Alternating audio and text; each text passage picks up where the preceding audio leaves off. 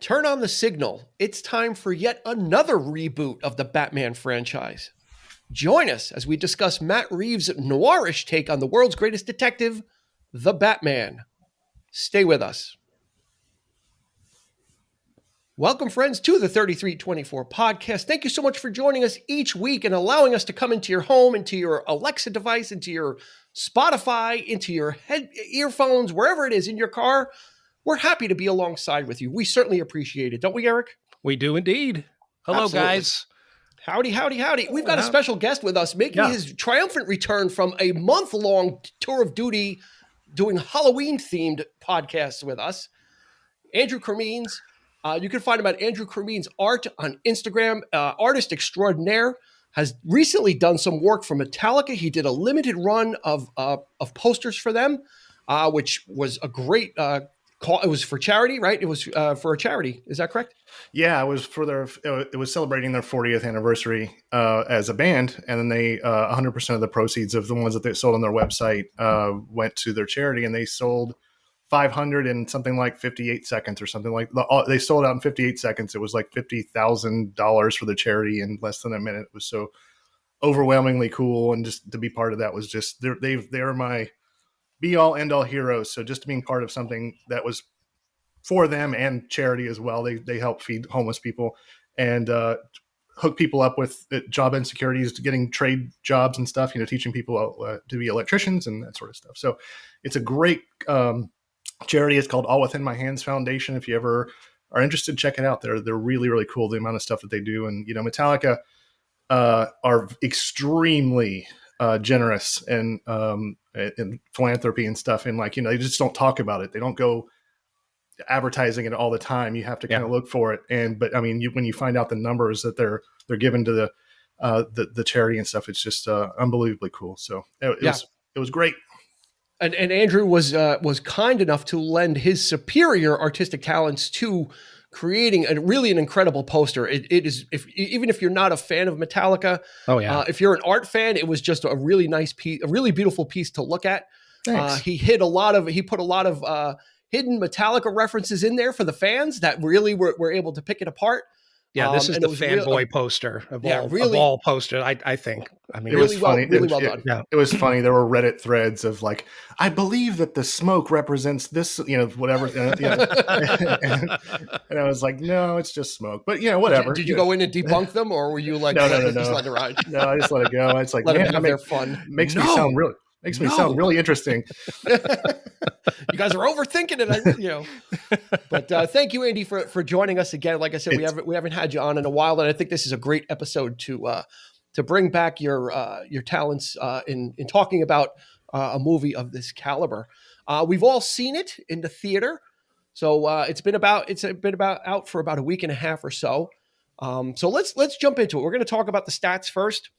Of course, this was released on March 4th of 2022, directed by Matt Reeves, most notably known in this genre for directing the Dawn of the Planet of the Apes and War of the Planet of the Apes as well. Mm-hmm. He's done some other stuff, Cloverfield, etc. But most recently, this has been his big two tentpole movies.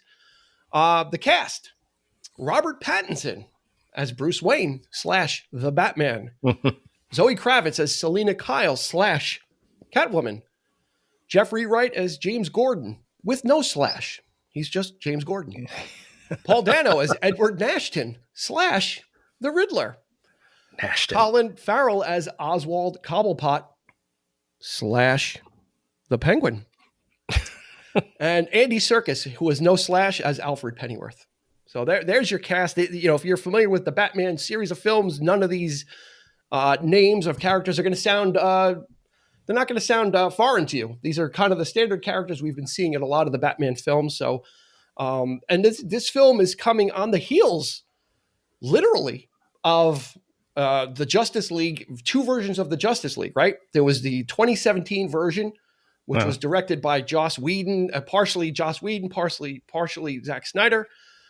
Much controversial, belabored production, a lot of issues with it. Fans weren't too happy. It was essentially a bomb. They were clamoring. We know that Zack Snyder has another version. We want to see what he was going to do. We want it. And in something unprecedented, HBO said, you know what, we'll foot the bill. We'll do it. And Yep. so they allowed Zack Snyder to assemble what was called the Snyder version of Justice League, which was some reshoots, adding footage, changing the pacing of the film. And that was released in 2021. So we literally, Eric, just got a Batman film last year. Technically.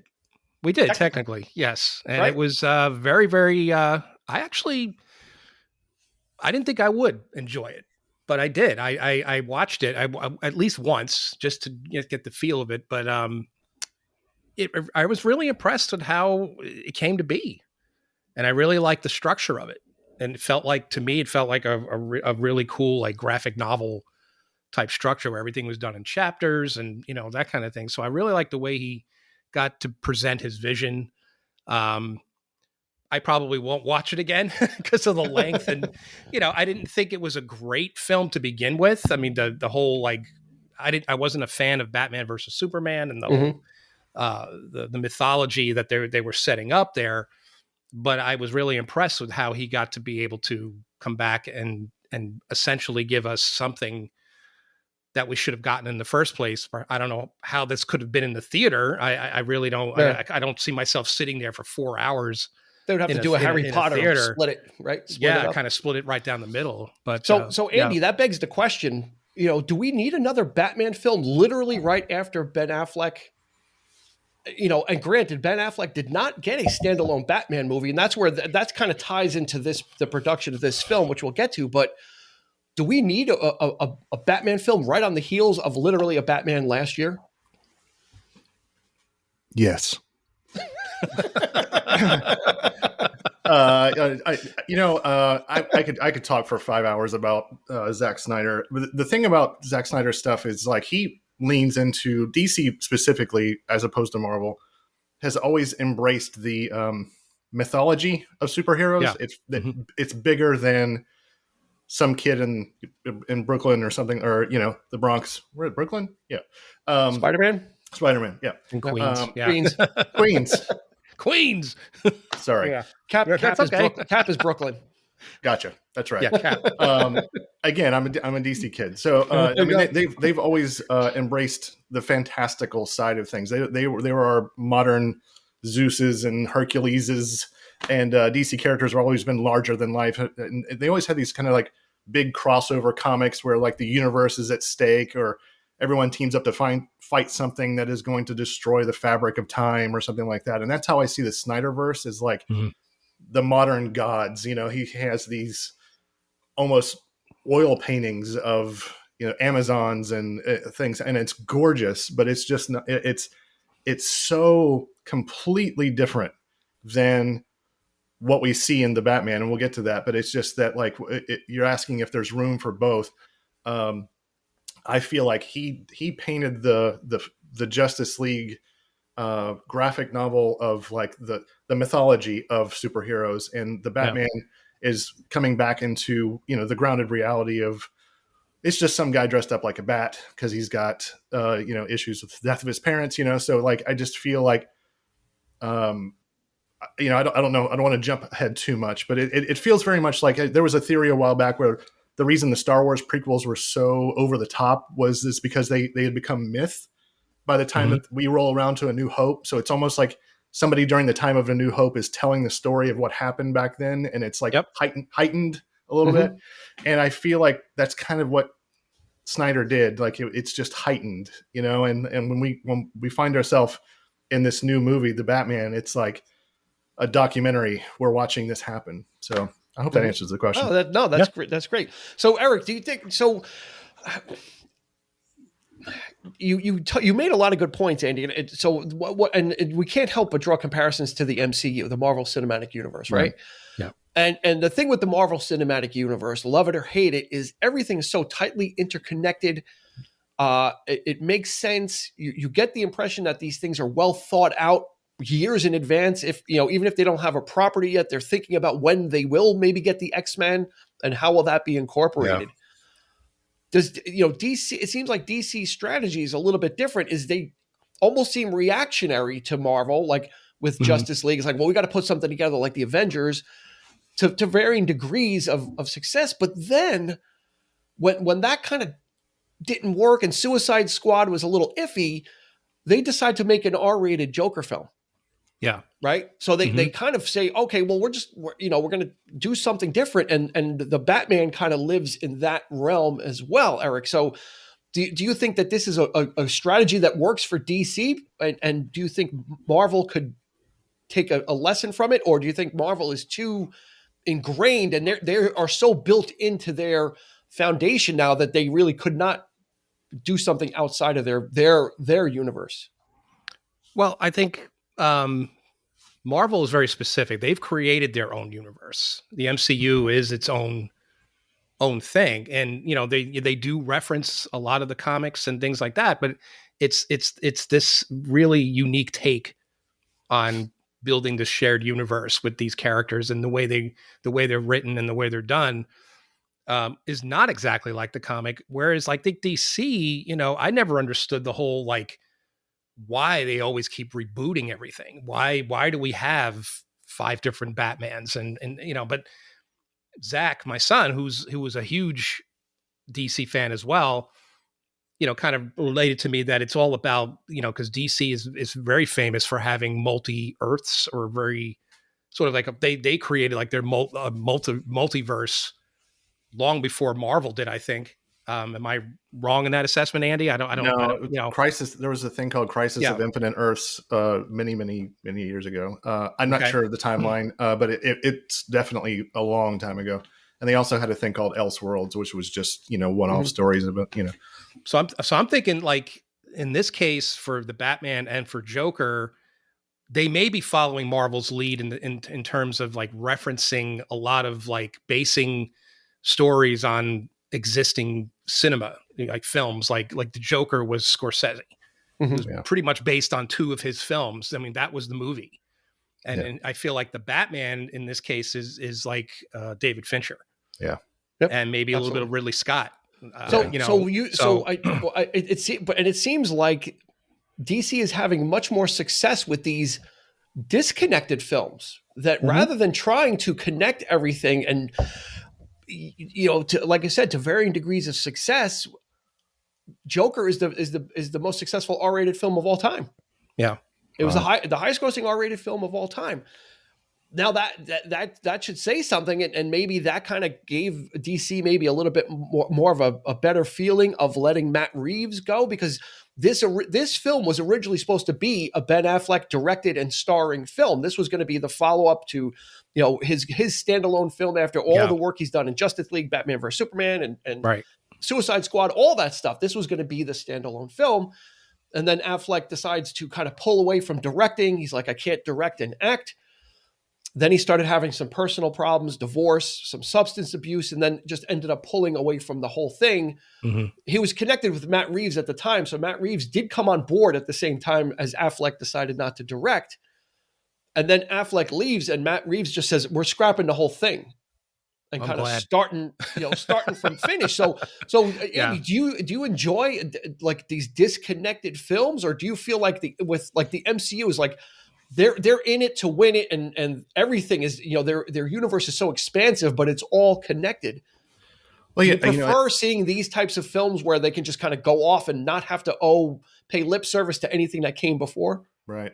Yeah. If you walk into Barnes and Noble, into the graphic novel section, you're going to find so many different Batman stories, from like ones where he's in space, ones where like the Joker wears his own skin as a mask, and like Superman stories with pink kryptonite, and just the crazy stuff, and there isn't a better story format in the world better than comic books that is suited for this. It's like you're pulling a one-off story off the shelf sort of thing. So it's being pulled into film, but like the thing is I loved having Marvel have everything connected together. I thought it was brilliant. I loved seeing it all connected together. I loved it. I loved at the ending of Endgame. It was one of the most satisfying experiences I've ever had in the theater. I walked out of that like, I feel so complete right now. After it was over, I was like, I am done. Like the story is done. The story is over. It was perfect. I can't handle through lines anymore. I want one-offs. But so it's going back just a little bit, I've always felt like DC didn't have a plan overall, which kind of frustrated me a little bit tremendously because I'm a huge DC fan.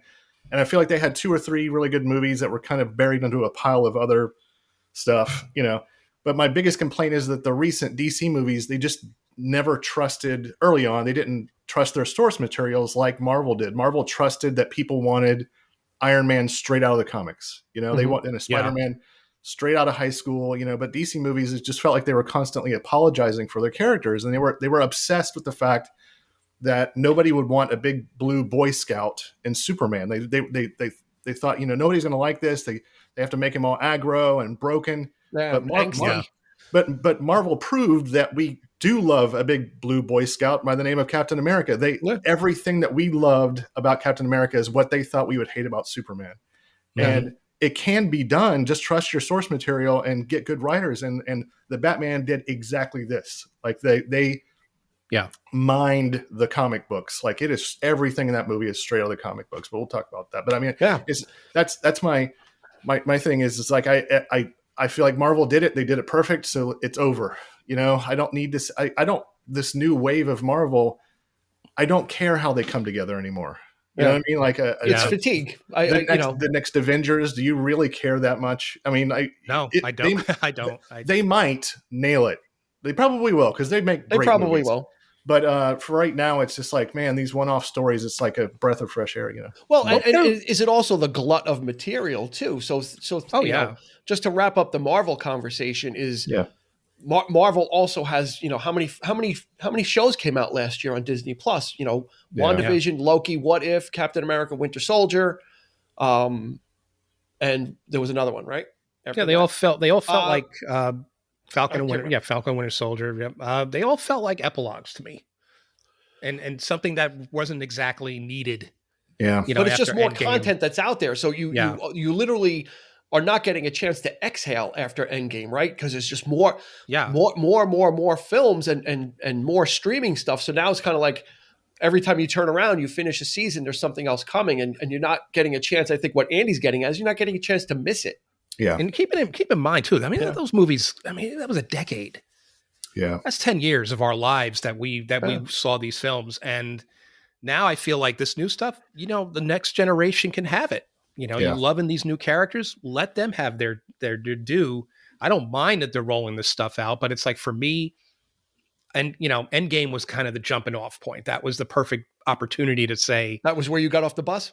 Yeah, I think so. I'm enjoying, I could watch this stuff, but I'm not as engaged as I was, so yeah.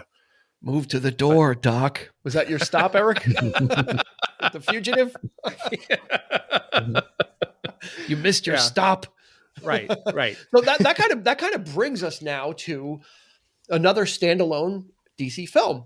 Yeah. And that, we're going to kind of start to talk about now. When we talk about this film, we will be talking about spoilers. So if you haven't seen the film yet, well, either stop it here and save it, or just listen. There's not a ton. It's not over spoilery where stuff's going to get totally ruined. But we're going to start. Let's start the conversation. I think the first part of the conversation we need to talk about is Robert Pattinson. Is another casting decision, much like, we'll go, I'll roll off a couple. Michael Keaton, Heath Ledger, Joaquin Phoenix, and now Robert Pattinson. And those were all casting decisions at the time where fans or people were like, WTF. Michael Keaton, he's a comedic actor. What is he? He's Beetlejuice. How could he do this? Heath Ledger as the Joker? Right. Jack Nicholson was the Joker. How's Heath Ledger, A Knight's Tale? How's he going to be that? Yeah. And then Joaquin Phoenix, like what? Like you're making a Joker film and with that guy? It's like, it doesn't make sense. I think I'm going to think that Robert Pattinson might be one of the biggest head scratchers, only because, and this is unfair. This is not fair to him, but the specter of Twilight still haunts him. Yeah. And he has gone through great lengths to distance himself from that, a la Johnny Depp. When Johnny Depp came out of 21 Jump Street, he started just doing weird roles to distance himself. Leonardo DiCaprio did the same thing. After Titanic became an albatross around his neck, he just started making choices about films that he wanted to do. And Robert Pattinson did the same thing, but I think people kind of forgot about him because he was making such really indie films. He wasn't making big films like Leo was, Right. but he was making like The Lighthouse and some of these other films that are really just kind of actors' films that all of a sudden they say Robert Pattinson's going to be Batman. And they're like, the guy from Twilight? Yeah, that's the first thing you think of. Yeah, sure. Yeah. Because not a lot of people saw The Lighthouse, like he just is very odd little choices that these actors make. I wasn't sure, going in. I was like, yeah, he's young. He's obviously, he's got that, he's got the jawline. He's got, exactly. I mean, that one shot of him throughout the movie where he turns when he's looking up, talking about so good. So good. But he nailed it. He absolutely nailed the angst. He this was a very specific point in time in the film where he was still very much, I am vengeance thing. This is right on the cusp of becoming a hero, or, the Dark Knight of Gotham, the savior of Gotham City. And where he was just all about taking revenge and just beating the crap out of bad guys. What did you think? Were you worried about Pattinson before? Yeah. Were you worried about that this was going to be like, oh no, not a Jared Leto? Now, Jared Leto was another head scratcher, but that didn't work out. Oh, he the tries way they planned it, right? Jared Leto was going to turn the Joker upside down, and he did, but not in a good way. He tries too hard in everything that he does. But I don't mean to be a jerk. I'm not a fan of his stuff. But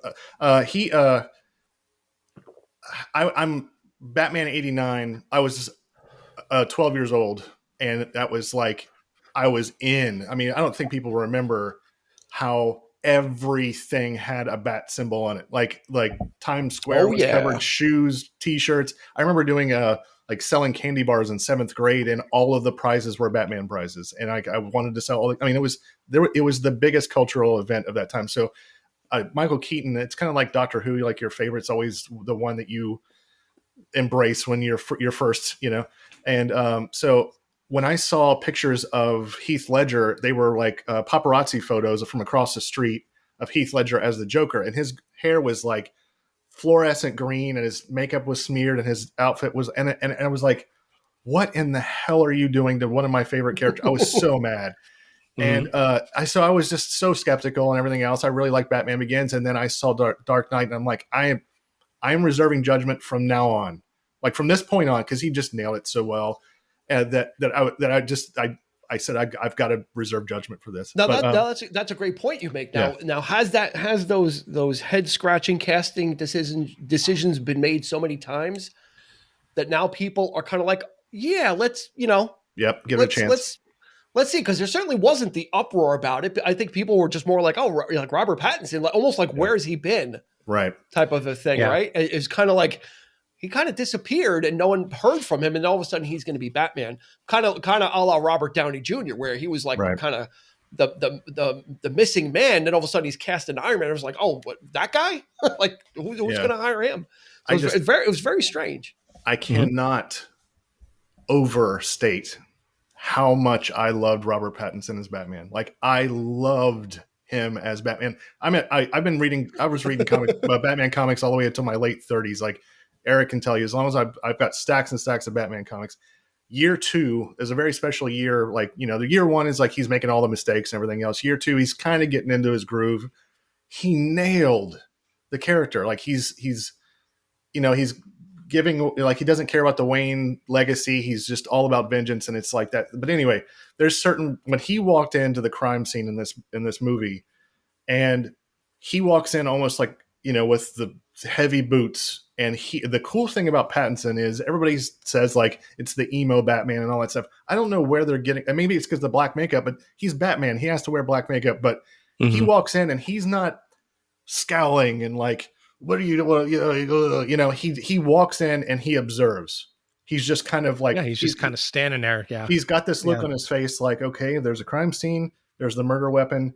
He's just observing. And there's a shot, like he walks in slow motion kind of into the crime scene, and a cop puts his hand on his chest, and he looks down at the cop's hand and he looks back up, and I got like goosebumps because it was like he fills the room. Like he is Batman. You know what I mean? Like he almost walks in like a cowboy. He's almost got like spurs when he walks in, you know, and he's got this weight. And like, I just couldn't, I can't believe I'm talking this much up about anything. Like I just got so excited about, God, they're nailing it. Like, well, that's going to lead me to my question then. Yeah. Let's get this out of the way. Eric, did you like this film or did you dislike this film? I think we need to put this out now.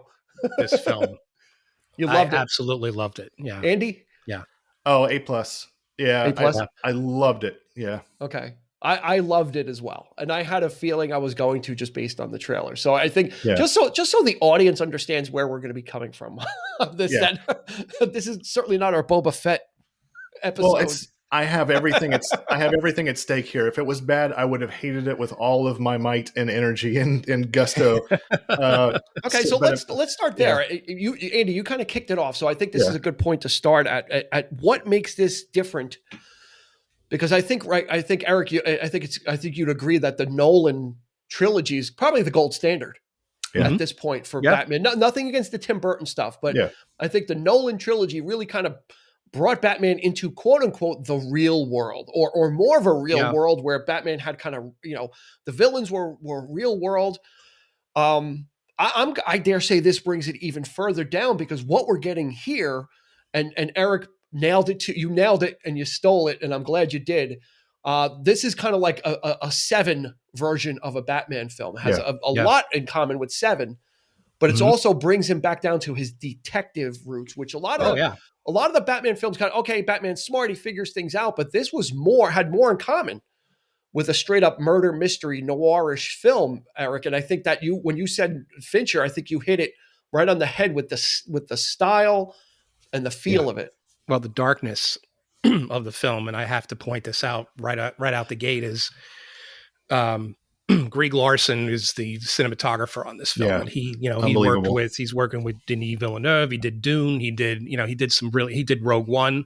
Yeah. And if you Mandalorian, if you love the visuals of Rogue One and, you know, or even the darkness of Dune, this was like, I think a lot of people are complaining about how dark the movie is, but I think it works to great effect. Yeah.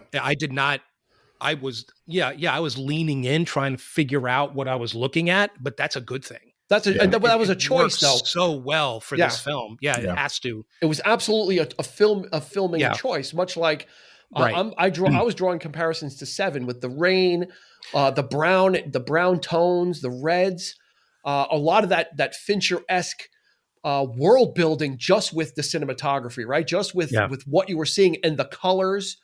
And how dark it was, but it wasn't dark because it wasn't well shot. It was dark as a stylistic choice. It's a natural, natural lighting. Yeah. And anybody who knows me knows that I'm a huge Blade Runner fan. So for me, the first 10 minutes of this film was Blade Runner, because you did have the neon, the city, Gotham City. You had all the neon lights with the darkness, and then the rain, and there was. Zach will point out that he goes, my dad was, because every time we watch a movie of this type, that's a Blade Runner shot. That's a Blade Runner shot. Ridley Scott was whatever. He influenced even Fincher, I think, in my opinion. But and when that scene, when they first shot at the movie, when you see all these people walking around in the rain with the umbrellas and then the neon, and I leaned over to to Zach, and I'm like, with the corner of my eye, he's like, all right, I know, because I'm always, messing with it. But as the movie went on, it really captured the flavor of more of a Seven, and, the visceral edge to it. And, when Paul Dano comes into frame, and it just the Zodiac feel, like the Zodiac killer type of thing. And I'm a huge fan. Zach actually got me into like some of the graphic novels. I read Long Halloween, Dark Victory, Year One, Year Two. And there were so many references to all of these. I think there's, this was probably the Batman film that has the most Easter eggs in it, but it doesn't hit you over the head. If you're a Batman fan, you're going to get a lot of the stuff in this movie.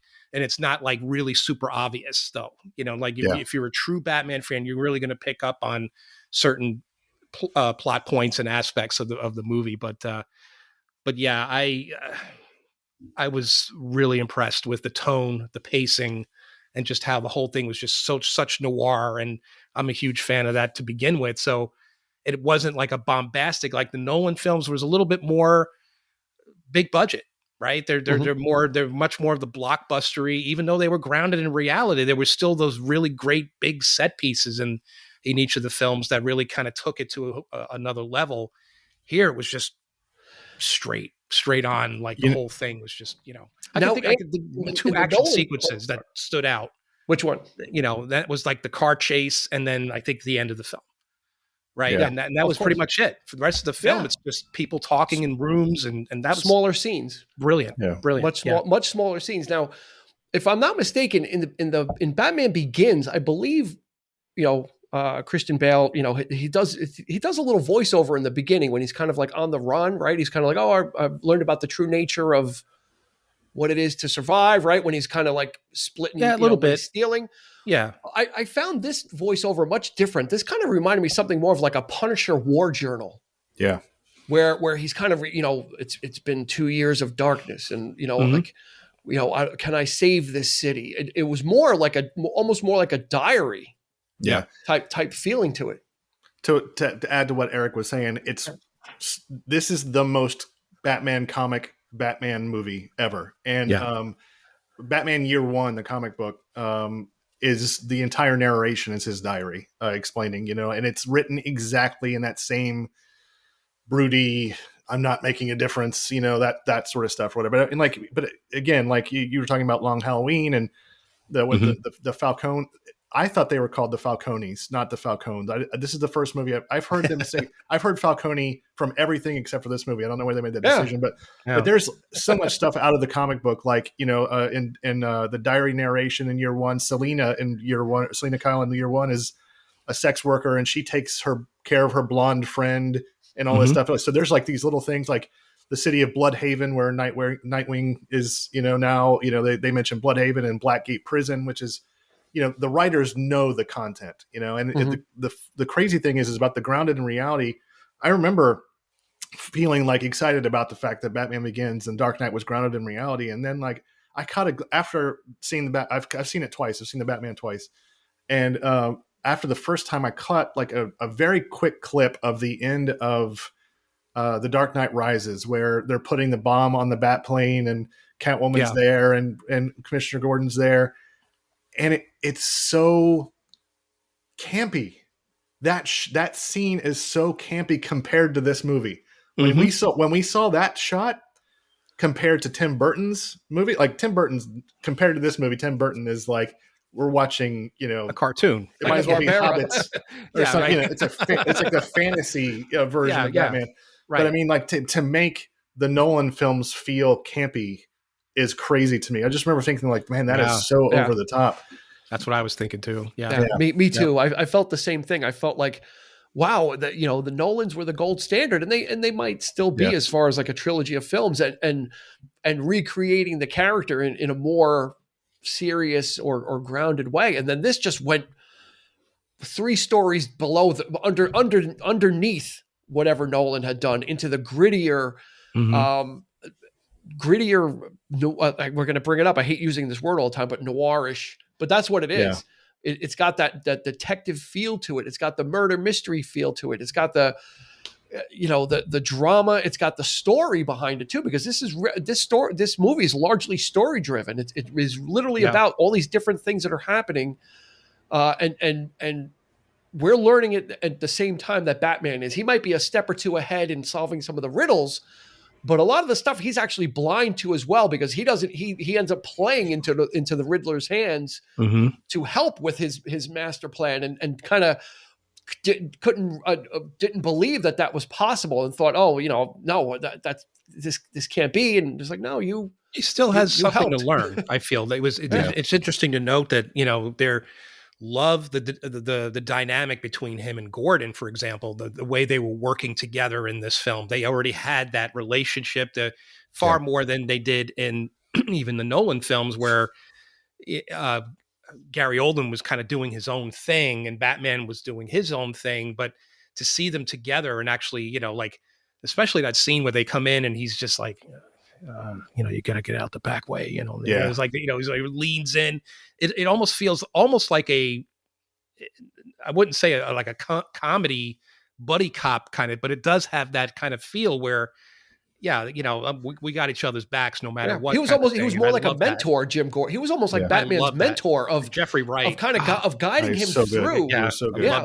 Yeah. Like he was kind of guiding Batman through some of the red tape and how to get around this, which again, I'm going to draw another parallel to Seven, reminding me very much of the Morgan Freeman, Brad Pitt relationship in Seven, where Morgan Freeman is like the older, more experienced cop, and Brad Pitt's character was like the hot-headed young detective that wanted to get everything done. And again, I can't help but kind of in my mind, I was thinking, wow, it just kind of really has some of that DNA on it. Andy, do you feel that there's a million parallels between that and Seven? I mean, especially with the Riddler, and like basically turning himself in and going without, like detective, but he just kind of chills out at the Nighthawks painting cafe. Yep.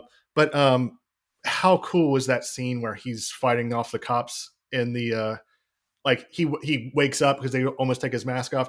Like that scene where he's pushing the cops away, whatever. Right. It was straight out of like a 70s gritty movie like that. Like it felt like late 70s, early 80s kind of. It reminded me of LA Confidential. There's a scene in LA Confidential. Yes. When all the cops are like fighting and they're trying to find one of the killers, and they're Guy Pearce's character's trying to control all the cops, and they're kind of getting in his way. Again, there's just so many like, and I wasn't looking at it saying, oh, that was a ripoff. It was just kind of like it just all these things kind of fit together. And then you've got Bruce Wayne, which is, we're talking a lot about Batman, but Bruce Wayne's character is also created in a specific way to be like the anti-Bruce Wayne, because all the other Bruce Waynes we've seen have been the swinging. He has to maintain this image, this playboy image, even though he doesn't want to. This Bruce Wayne is, and it's no secret that Matt Reeves, he said he based this a little bit on Kurt Cobain. Yeah. Yeah.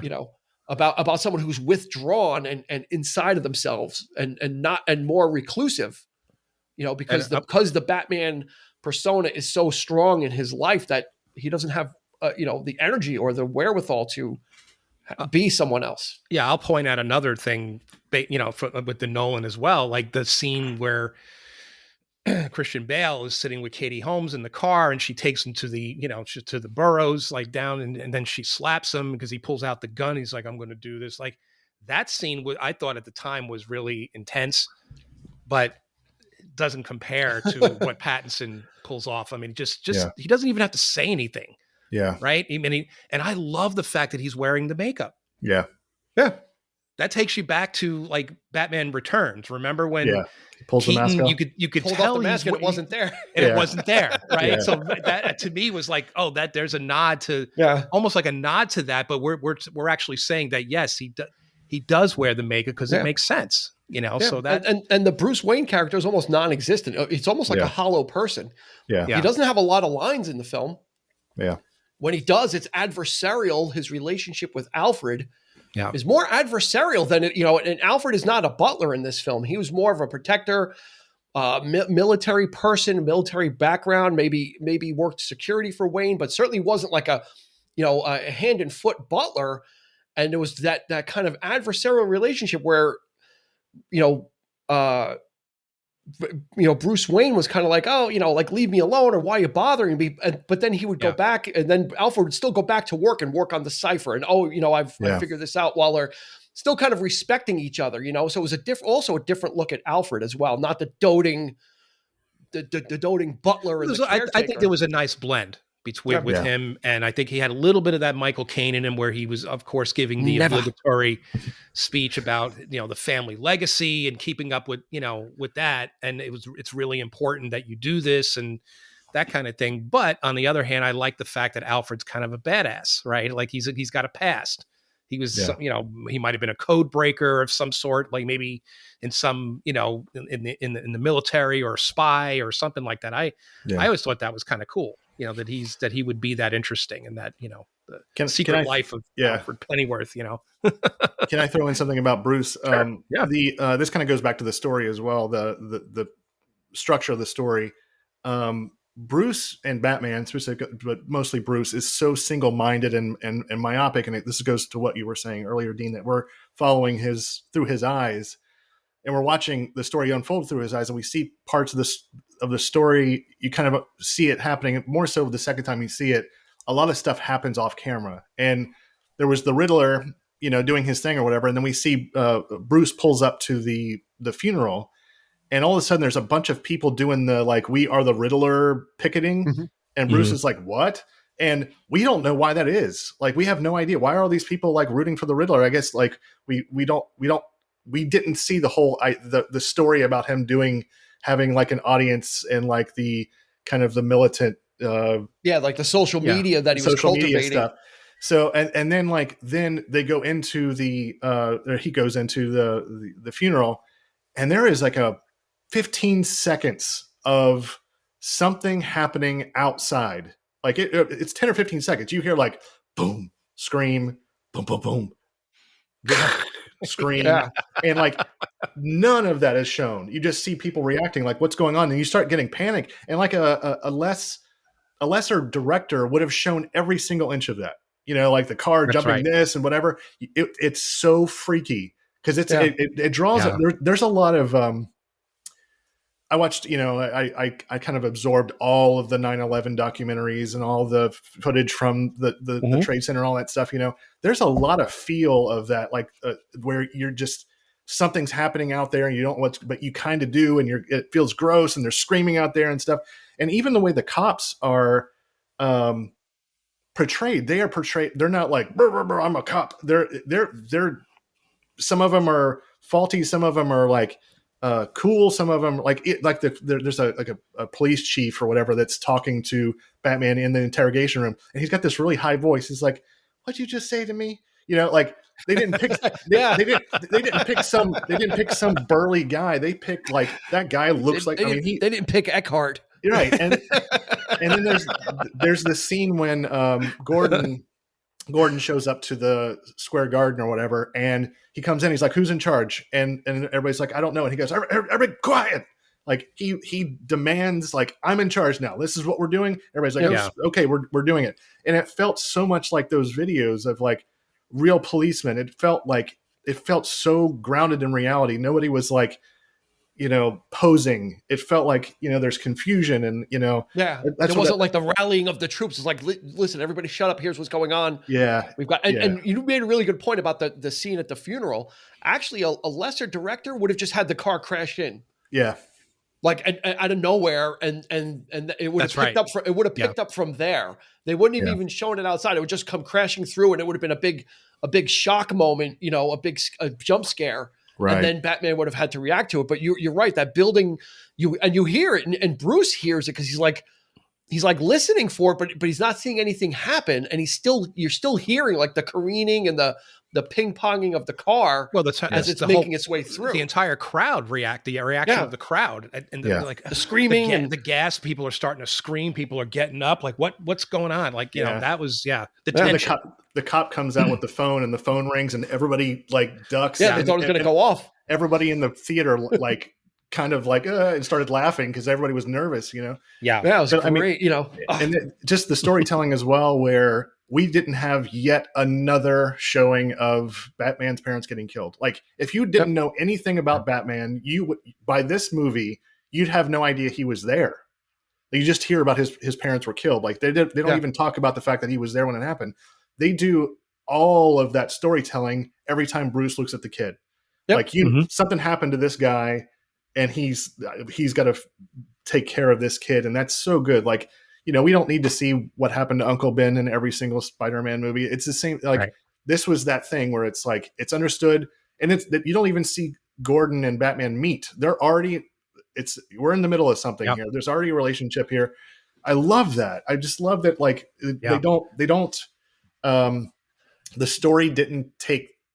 The audience. They didn't assume the audience were idiots. They just we're going, come with us, sort of thing. That's why I loved it so much. Yeah, it was much like Joker, where it was very grounded in the material, and relied on the filmmaking and not the gimmickry and not the bat voice. There's really no bat voice in this. There's no, where is she? That's it's kind of like that is absent, from this, which again kind of brings it into reality that he's just a guy, and Bruce Wayne barely speaks. So I'm not sure anybody would have noticed anyway that they had the same voice, because he's so reclusive and so withdrawn that you probably wouldn't be able to know anyway. I was going to bring this up earlier when that there's if you have a Batman movie, there's by definition every single Batman movie has something to be embarrassed about. Like, it's a guy in a bat suit. You know what I mean? So like there's varying degrees of embarrassment of all the Batman movies, and the lesser of the embarrassments were the Nolan movies, but every time Batman opened his mouth, I'm like, oh, and it's not what we do. Where are the drugs going? There's none of that, so it's like, so there's, in this movie, there's just so little to be embarrassed about in this movie. Sure, he's in a Batman outfit, but it's like, it's explained. But even the outfit is cooler. Yeah. But he explains in the beginning that I am the shadows, and like, I love that opening narration where it just showed people scared of dark. Yeah. Like, the darkness was a character, and like, man, it was, he said, I can't be everywhere. Yeah. But they can be, he goes, I can't be everywhere. But when they see the signal, they don't know where I am. He's on the kind prowl. Of like alluded that. Like I could be anywhere, but I can't be everywhere. But that doesn't make a difference, because the symbolism has struck fear in people. So they don't know if it's going to be their turn this time. Like the drop head when he was robbing the store, and he kind of walked out, and he's like, oh, like, is it going to be me? Like, what do I do? Normally I'd run down a dark alley, but I'm not sure I want to run down a dark alley right now, because it might be there. And then that whole scene with the gang initiation, right? Yeah. That was that whole thing come to life, where they're just standing there looking at the shadows, and they're looking down that corridor, and it's just dark, and they just hear like some footfalls. And they're just waiting for it, and they don't know, is it going to be and that could have been a very cheap way out, where it's like a drunk comes shuffling out, and they kind of exhaled, and then Batman came up from behind. But no, he came out of the shadows. He came out, and what an entrance, man. That was fantastic. I mean, that the whole, like, you nailed it, Andy, when you said the darkness, the cinematography, it creates that tension, and that tension just runs rampant throughout the entire movie. The characters are heightened because of that tension. And there's, like, you see, like, you have your cameos, right? You're like Peter Sarsgaard, he plays you didn't know it was Peter Sarsgaard, though, because it was so dark. But it's like, is that who that is? You're actually leaning in, but you're engaged with the character. You don't care that it's this actor coming in and you're doing a cameo. You're not distracted by that at all, whatsoever. And then of course John Turturro.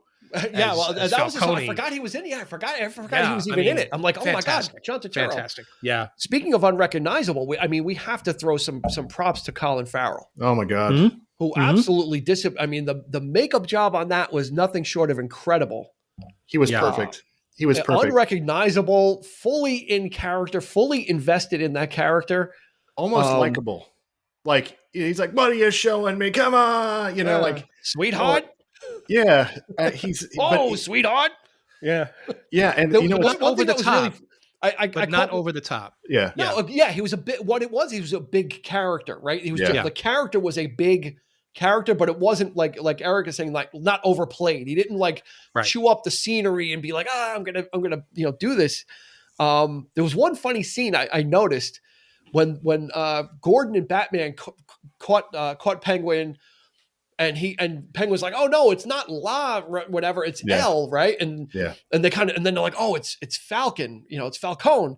Yeah. And they walk away, and Penguin's ankles were tied together, and he starts walking away, and he ends up waddling like a penguin. I was like, oh man, I said that, like you gotta pay attention when you're invested in it. Like, you catch those things in a good way, because it wasn't cheap. I'm like, a lot of people probably, I'm I guess I thought I was the only person in the theater. There are obviously 2 other people Yeah. that caught that as well, and I'm happy. What's for it. crazy is I loved it better the second time, and like I only had 2 complaints about the movie. One of them was the length the first time. The second time it went by so fast, because I guess when you don't know when it's going to end, it feels a little bit long. But I got to focus on a lot more details the second time, and Oz's makeup. I would bet all the money in my bank account that wasn't what's his name? Colin Farrell. Actor. Colin Farrell. Colin Farrell. Yeah. He disappears completely. But the cool thing is like the scene what you're talking about where they have him tied up. He's got his profile, and the Batmobile's lights are like shining this way. And there's this like light scattering things that happens with skin. You see through his nose like a real nose, so that like there's this stuff going on. And then there's a scene where he turns, and the scar that he's got makes his nose look like a penguin nose. So like, I don't know if this is like, I need to see it one more time, but I think it could have been like strategic that scar makes it specifically in certain angles that he looks like he's got like the comic book. Could be. I would guess that it was. I would guess that was on purpose for people that catch it and that. That's the kind of thing you want from a very, very, very talented, who's got a good eye, who knows how to set these things up, and that. Yeah, I mean, it's there. It's there if you're paying attention to it. If not, you're not missing anything. It's the movie isn't diminished, but I think it's enhanced when you're able to pick up on those small little things. Can we talk about the Batmobile entrance? Well, yeah, I was just going to get to gadgets. Actually, it's funny. It's funny. You hit a perfect segue. Let's talk about first about the squirrel suit, because I thought that was very interesting. Yeah. That normally, like in the Batman, in the Nolan ones and all the ones, the cape is like how he flies and everything. Yeah. I enjoyed the realism of him actually zipping into what's called a squirrel suit. It's a glider suit. Yeah. It's called the squirrel suit, where people jump out and they kind of go through canyons. And I'm like, that makes more sense to me. Like, again, it just brought the realism down that he wasn't going to be soaring over the city in a cape, which again is nothing wrong with it. The Nolan trilogy explained it, how he could kind of fabricate it and work with it, make it rigid. But it was just that, for me, it was that extra layer of, okay, this is how somebody would do this. If they were going to jump off a building, they would probably use a squirrel suit. And he kind of zipped into it. And I was like, oh my God. I was like, okay, cool. And he just, he landed exactly like somebody would land in one of those things. That's right. The parachute didn't come off quite like he planned. But before he took the leap, though, you noticed the fear. Yeah. That he had. He was scared. It was probably his first time doing it, maybe. Yeah. He was like, oh, like he took he was gasping, like, holy shit, it's I don't want to have to do this. I have to do this, that was cool. Yeah. So it wasn't then the Batmobile, which is for me, it was kind of like Mad Max's car on steroids. That's what I drew the equivalent to. The Road Warrior. It was like that kind of like monster machine, That whole scene leading up to when it, Christine's awake, basically, the sound that like, you don't know what's happening. And that's what was so cool about it. But that whole scene, we're talking about lighting and cinematography, leading up to that shot where it goes wrong and like Oz is like shooting up the car, like, where are you at, Vengeance? There's a scene where like I think Gordon tucks behind his car door and like things are smashing and stuff. The lighting in that scene deserves an award alone, because like this happens a couple of times where the scenes are lit by gunfire and like the hallway stuff, that we're seeing that too. But that whole shot leading up to the fact, like, how are you going to get out of this? How is anybody going to get out of this? And then the Batmobile turns on, and like people in the audience were, the first time we saw it, we had a great audience. So people were like really into it. And like that thing turned on, everybody's like, whoa, yeah, clapping, like it's about to go down, this is my first movie back from COVID, by the way. This is like first movie in 2.5 years for me. So being in a room full of people that are excited about it, and just, it felt so good too. It really enhanced the experience. Yeah. You mentioned about the lighting, about using bullets for lighting. And that was such a great replacement for a strobe effect. And they did it a couple times where they're shooting at him and the bullets are bouncing off him, and you just see the light from the bullet, and you just see him in different moves almost as if it was shot with a strobe light, which you could do for dramatic effect, but instead they lit the gun, and it happened a couple times, and I was like, oh, like it was just such great imagery.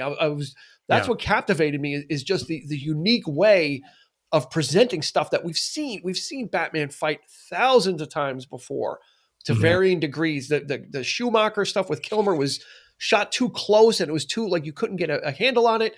Yeah. The Nolan stuff was very clinical and very martial arts oriented. Yeah. This was straight up thuggery. Like, this was brutal. Like, literally, someone who's uncontrollable. And that I loved at the end, that adrenaline shot. Yep. Like, after he got blasted with the shotgun a few times, and he was out, and then like they were taking Selena away, and he pulled out like this. It looked like predator blood. Or Venom. It was like that yellow vial. He just injects himself. It goes like Wolverine Berserker. Well, I love the fact too that he didn't have the typical bat belt, the utility belt. He was actually had pockets in his pants, like pouches, and like there was like almost like the Mandalorian, like, right? He's got like almost like a holster type of thing where it's just pouch, different holders, just like different things. The cape, I love the collar effect on the cape. Me too. It kind of and how the neck went behind it, like the neck was molded behind it. Oh man, yeah. The bat comes off like it's like a blade. He could use it like he's using that to cut. It was just it was so much more real, and I mean, it just makes everything else look so, even Nolan, like, I mean, even his suit was just, it paled in comparison. I think this was arguably the best looking suit. Think so, Andy? All the films. I think so. Did you guys have any nitpicks? Eric said he had one. I have one, and it's not a bad thing. My nitpick is, where the hell was this movie in 92? What? 92? 30 years ago, where was this movie? They could have totally done this movie back then. This is the movie that I was looking for then. All right. When you consider you had Darkman, you had The Crow. Yeah. They totally could have done this back in the day, I think. I mean, it didn't require a lot of... I think they thought they did. I think with Tim Burton, I think they thought they did. I think they thought at the time, like Andy said, at the time, the Keaton one was the default, and it was the best until we saw the next evolution in the Nolan trilogy. So, Eric, I would argue that at the time they thought that was the darkest, noirish, because it had that Addams Family feel to it with Tim Burton, with that kind of dark feel to it. Very stylized, sure, but it was great. And I think The Crow and those other things were maybe inspired by that. Obviously, the James O'Barr comic is, but I think for its time, that's probably the closest we would have gotten. I don't think we would have gotten this if we hadn't gone through the different iterations of it, where the stumbling of George Clooney, the resetting of the stumbling of George Clooney, the resetting of Nolan, and then I think even Ben Affleck's Batman, was a little too.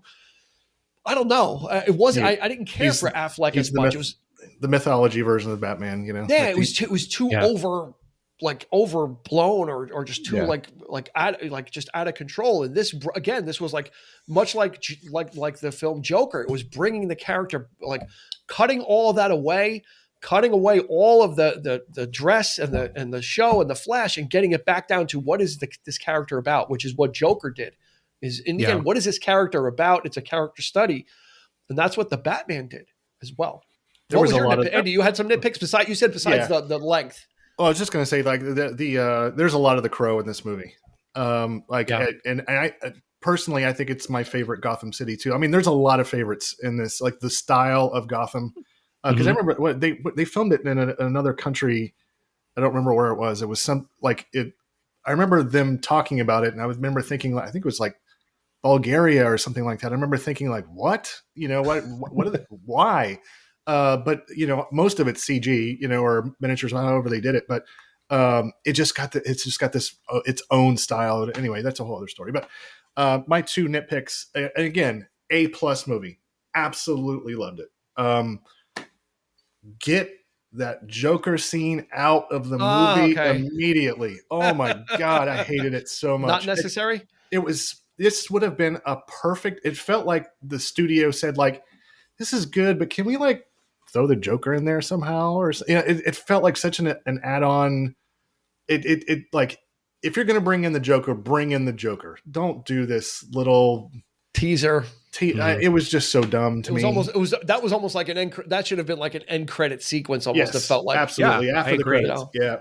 And the other thing was, I like Dano a lot. I don't understand. He made a decision early in the movie to breathe very heavy, like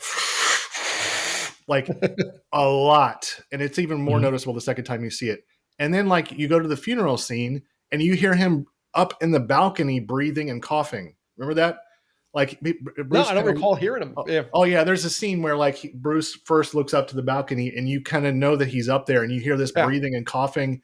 So I just assume that by the time we see him, he's going to have some sort of lung problems or like asthmatic. Yeah, or like, you know, but like he shows up, he's like, no, I'm just a dude. Yeah. You know, like what why have you been breathing so hard for the last 2 hours? It felt like Dano was like, what's going to be my, you know, like the Joker, like Heath Ledger's Joker licked his lips all the times, and you know, whatever. Like, what's going to be the choice? What's my affectation? I'm just going to breathe really hard, you know. And I didn't care for that. But again, super nitpicky. I love Dano. I think it was great. Did a great job. But and speaking of Paul Dano, when we talk Matt Reeves, you know, we talked about how he was Matt Reeves in his mind, that his character of Bruce Wayne was influenced by Kurt Cobain, and obviously the Nirvana song "Something in the Way" is that it frames the film, it bookends it. Matt Reeves said when he was writing the Riddler piece for Dano, he was heavily influenced by Paul Dano's performance as Brian Wilson in the Love and Mercy film. Mm-hmm. That Brian Wilson was a detached character from society in real life, and the way Paul Dano played him, that he wanted his Edward Nashton, his version of the Riddler, to have that kind of cold, kind of detached feeling about him. And when he saw Dano's performance in Love and Mercy, he started to sculpt the character around that and used it as an influence. So you've got Nirvana on one end and you've got Beach Boys on the other. I don't know where else you're going to get kind of these kind of influences from, but you know, I thought about that when you actually see him for the first time in the diner and when he's making those quirky faces and like he does, and that did come to mind. Brian Wilson came to mind. He's such a great actor, Paul Dano. He really is. Yeah. He didn't have a lot of screen. Oddly enough, he didn't have a ton of screen time, but what he did, you know, is very impactful. But his whole the whole jail scene, right, at Arkham, just when they finally are face to face and he just starts explaining everything. Yeah, he was great. Was just absolutely brilliant. Again, it was much like Kevin Spacey in Seven, where Kevin Spacey kind of unrolls I'm telling you because I'm the one in control. Yeah, yeah. And that's what Dano. That's what the Riddler was doing. Is I'm telling you this because I'm letting you know how I used you and how you helped me with this, and you know, you're my partner on this. There's The Exorcist 3 with there's this kind of a monologue with my recall is getting bad in my old age. He was welcome. What's that? I said welcome. Oh yeah, Grima Wormtongue, the actor Grima Wormtongue. Brad Dourif. Yeah. Brad Dourif is in Exorcist 3. He's doing this. He's like explaining how he kills and stuff like that. It felt very much like that. It reminded me of that. But you were talking about Kurt Cobain earlier, Something in the Way. He said that he was listening to that song on a loop while I was writing the script. And if you listen to the theme, the score, it's got those notes. Don, don, don. The score was extremely understated. I heard some I Imperial March in there too. Yeah. I absolutely heard. Yeah, I absolutely heard Empire Strikes Back in there as well. Yeah, totally. So but I mean, like the guitar strumming of Something in the Way. Don, don, don, don, don, don. Like he must have handed that. Like, here's what I was listening to. Write a theme like this. You know, absolutely. It fits perfectly. Very understated, but very sexy at the same time. Which brings us to Zoe Kravitz. Yeah. Your thoughts about her as Catwoman, guys? I mean, what do you? I loved her because I'm sorry, Dean. Go ahead. I keep no, go for it. I know. That's all right. If anything if she's done anything, it's made Michelle Pfeiffer look ridiculous as far as acting is concerned, because she looked cool and everything else. And you know, when I was 12 years old, there was nothing cooler and hotter than Michelle Pfeiffer as Catwoman. Like, so we'll go there. But like watching Michelle Pfeiffer now, like the Batman, like she's so breathy and like 50s, you know, when she actually puts a bird in her mouth, and I didn't get any of it. So, but I mean, like Zoe Kravitz is just some girl, and like she's got cats. That's all we're talking about. She has cats, and she has like a hood that's kind of got ears if you're looking really hard. There's no like nobody calls her Catwoman. Nobody.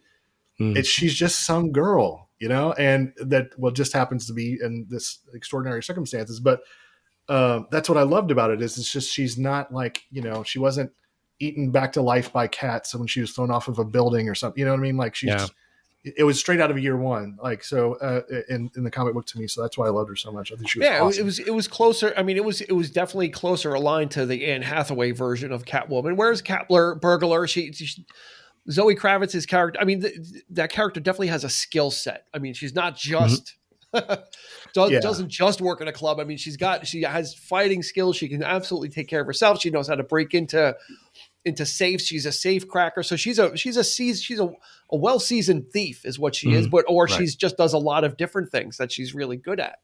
So I enjoyed the interplay. It seems like usually it's the other way around. It seems like usually like Batman is more attracted to like the female, you know, in this case, it seemed like she was more intrigued by him, by this person that is so closed off and that she kept trying to get to him, like to really kind of get through to him. And he was just kind of like, he eventually relented, but I like that interplay of her just kind of kept on kind of like going after him and just kind of kept on trying to get through to him and figure him out. You know, whereas the other way around, it was, you know, in the Nolan ones, it was, you know, Bruce Wayne and Batman was a little more affected by her, and she was more at kind of kept people at arm's length, you know, so it was a little bit of a turnaround there, which I enjoyed as well. Yeah. Well, again, the circumstances, you know, he's still very dealing with his own thing, and you know she's dealing with hers too. Like her friend is, you know, gone, and you know, and then of course they find out she's dead, and so that was, you know, and then I think people were commenting too on the end when they were on like riding the motorcycles. They say goodbye. It was kind of odd though to see them riding together. Then it catches back up to her, and and you think something's going to happen there, but then they go there. Yeah. You know, I thought that was great. It gave you that thought of maybe he's gonna do something. So she was probably out of the entire cast, she was probably the least shocking. Because if you're gonna say like John Turturro is a serious mob boss, what? You know, Jeffrey Wright's Commissioner Gordon, what? Robert Pattinson, what? Yeah. You know, everybody in that movie is like, what? You know, Zoe Kravitz is Catwoman. Oh, okay. Yeah, great. Yeah, I get it. Absolutely. Nobody, but see, the thing is, like we talked about, nobody going really over the top. And I think everybody was on the same page in this film. I felt like nobody was trying to like outdo one another in their performance, or like I'm Jack Nicholson, or I'm, you know, whatever. So it just felt, the whole thing was just an even playing field all the way around. And it was so tight and really well written. I think that's the Joker effect. Like I said, I think when you got material like that, when you decide and when you convince the studio is let me do this, let me do it my way. Like I said, and I think because Joker did so well with that formula of, okay, let's leave it alone. Let's not interfere. Let's not make it a superhero film, you know, because they have those films. They got Flash, they have Wonder Woman. So they actually have that covered, and they're okay. Like I said, they're, you know, DC's in a unique position where they can now experiment with some of this, where I think Marvel is tied into, like, they're kind of in their universe and they're not going to get out, where DC now has this opportunity to explore some darker themes and more serious subject matter, like Eric said. And this was treated much like a drama, much like a Fincher film or any serious film of that genre of crime drama. That's straight up what it was. It wasn't the hammy, oh yeah, let's get someone in here to be over the top. Like I said, even Colin Farrell, even though he's in prosthetics, his character was still within that universe, and he didn't use the opportunity to, you know, do something like off the wall. And the fact that he wasn't in charge either. He was like the right-hand man to mid-level. You know, So that was middle interesting management. too. It was a different take. Yeah. So yeah. You know what, So what's crazy to me, just sorry, one last thought. What's crazy to me is that like everybody that I know that likes Batman has loved this movie. And I'm reading comments much against my better judgment. Everybody is either, nobody is ever like, yeah, it was okay. It's either like, this was the greatest thing ever, or this movie was absolute garbage. I walked out halfway through it. And this is one of those first movies where I'm like, I don't understand that criticism. Like, I walked out halfway through it, or this is absolute, like, I can't imagine where these people, I keep hearing people saying that it's the woke Batman. I have no idea what that means. Like, I've seen 10 or 15 people say that it's the woke version of Batman. I have no idea what they're talking about. How is this woke? I don't this is the first time I've watched a movie where I'm reading criticism and I'm like, did I see the same movie? Like, did you see, like, were they missing the reel or something? Like, what are you, it freaks me out how much people don't like this movie. I just, it was an extraordinary, this was an extraordinary film. But as soon as from the get-go, like, it didn't have to sell me on anything. Like, from the jump, it was kind of like, I'm here, you know? Yeah. Which as we wind down, it's going to lead to a question that I saved. I was going to ask it in the beginning, but I think it's better now to ask it. Yeah. Is how does this fit in? Because there's a Flash film coming out, right? The Flash. Yeah. And Michael Keaton is returning as Batman. How does this fit into that? And now, are you excited for that? Or is that now like, oh, okay, you know, we saw this with Spider-Man already. We saw all the retro, we saw them all together. We saw the old Spider-Man together. Now with seeing Batman like this and seeing what Batman could be or what you've enjoyed so much, we're going to be seeing Michael Keaton in a little while. Yeah. Your thoughts, Andy? I think that it's probably a huge cheat, and it's probably the cheap way to go, but the multiverse plot thing that they've got going on Marvel and DC now is brilliant, because you can step on each other's toes and it won't matter. There's no through line Marvel thing where you're going to ruin a previous movie, or even Star Wars by having a sequel ruin previous movies or any of that stuff. This is totally separate universes where it's almost like checking in like on a different version of that. It's not like, this is not going to ruin Robert Pattinson's Batman. Like, this is a perfect story. It's here, whatever.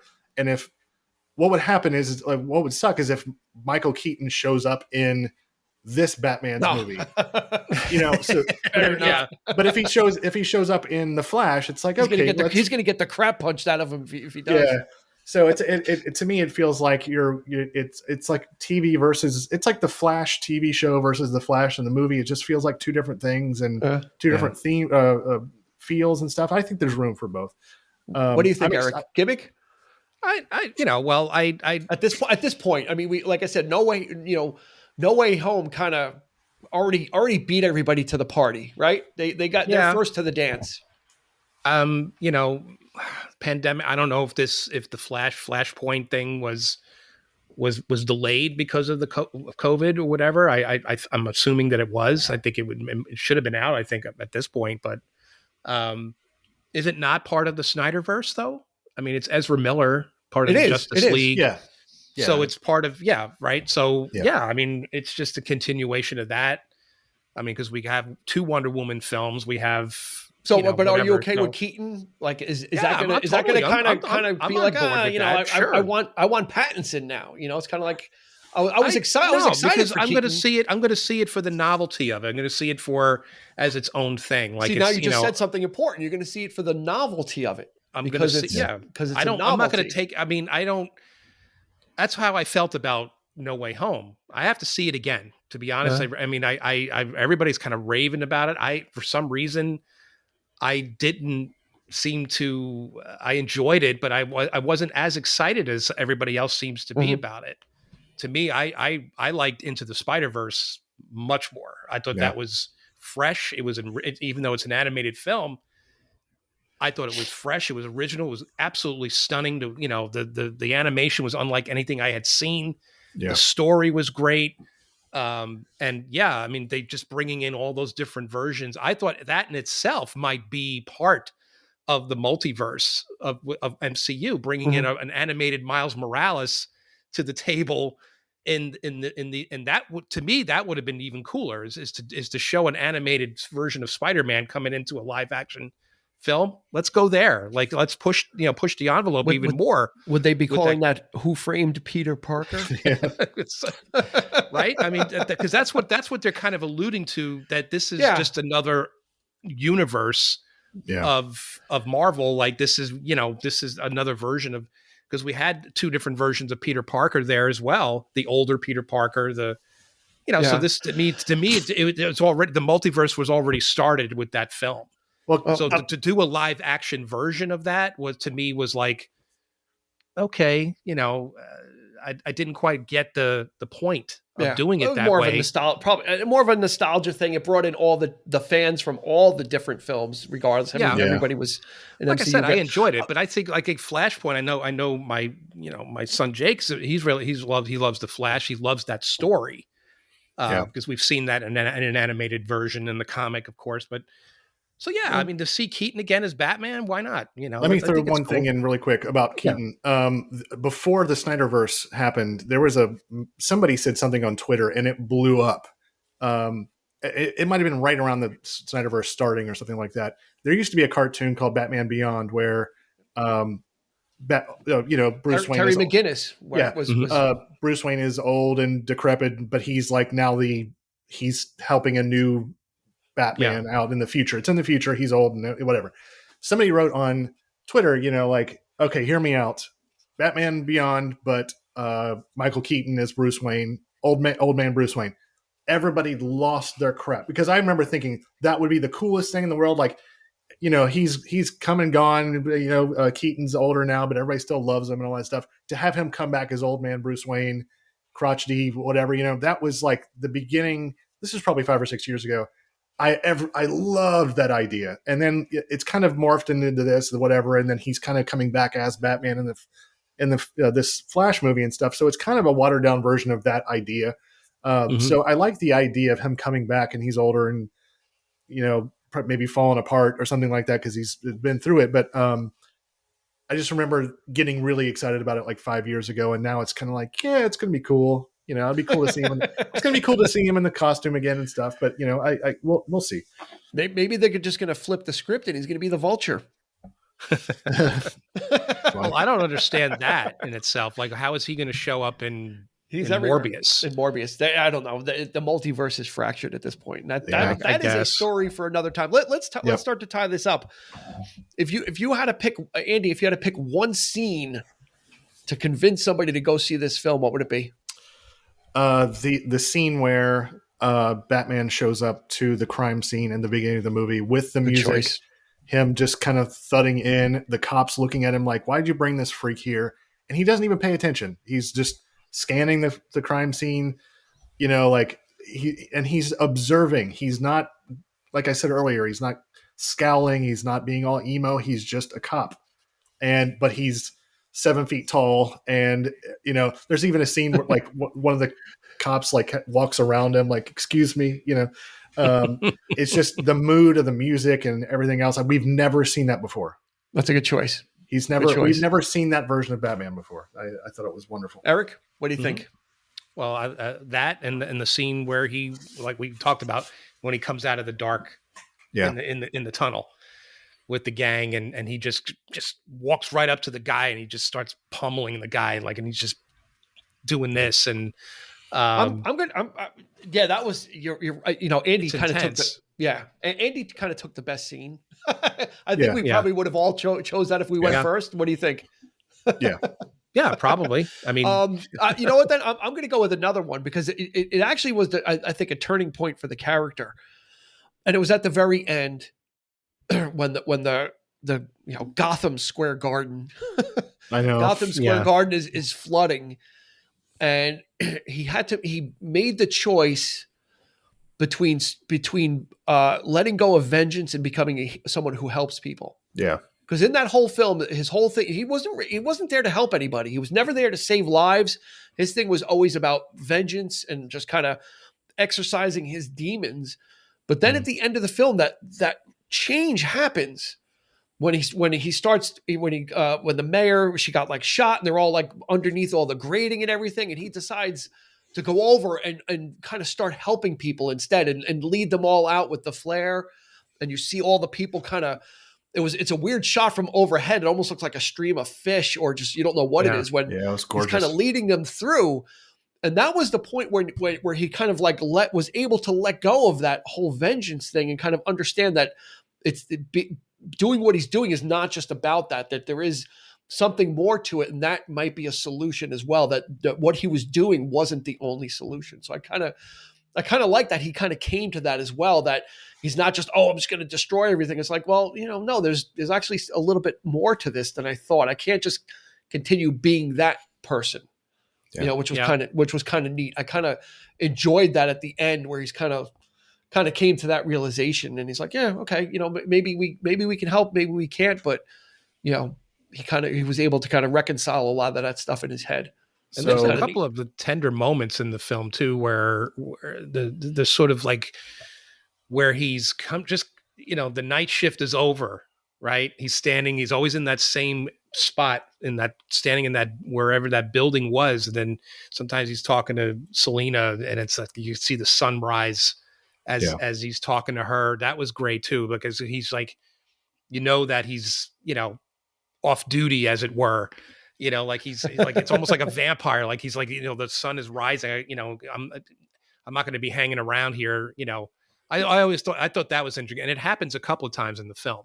Yeah, where you see the the light kind of starting to creep through, which I thought was really. I would have liked to have seen it done like more in full time, where it gets progressively lighter and lighter. Yeah. I was hoping to see that, but it just they filmed that in the volume, cool like the volume. That was an actual set with a screen behind them. That wasn't like they did in Mandalorian. Yeah, that's cool. Yeah. Wow. I have one last question for you both. Sure. The Batman or Dark Knight? The Batman for me, for sure. The Dark Knight meaning the second film? Yep. Heath Ledger. Oh. Well, this is fresh in my mind, right? And it's new. Yeah. And of course we're excited. Well, I don't know. I'm going to think overall, I think people are going to get the impression we really didn't care for this film. Oh, yeah. I'll tell you what. I want to make sure we gave the right impression, but much like when the Nolan stuff came out, everybody was like, "Oh, the Burton stuff is tame, right?" Or it's So we have just witnessed that new evolution, right? We kind of got through the Affleck stuff, which was kind of he didn't get his due anyway. He didn't get a full film. He was just kind of like a supporting character, but we got this, and it's new and exciting, and it's kind of realistic. So. If you're going to ask me, if you're going to say which one do you want to watch again right now, I'd say the Batman. I wish there was a way, technology that probably will be in the future, where I could put Robert Pattinson's Batman in The Dark Knight. It would be a perfect movie.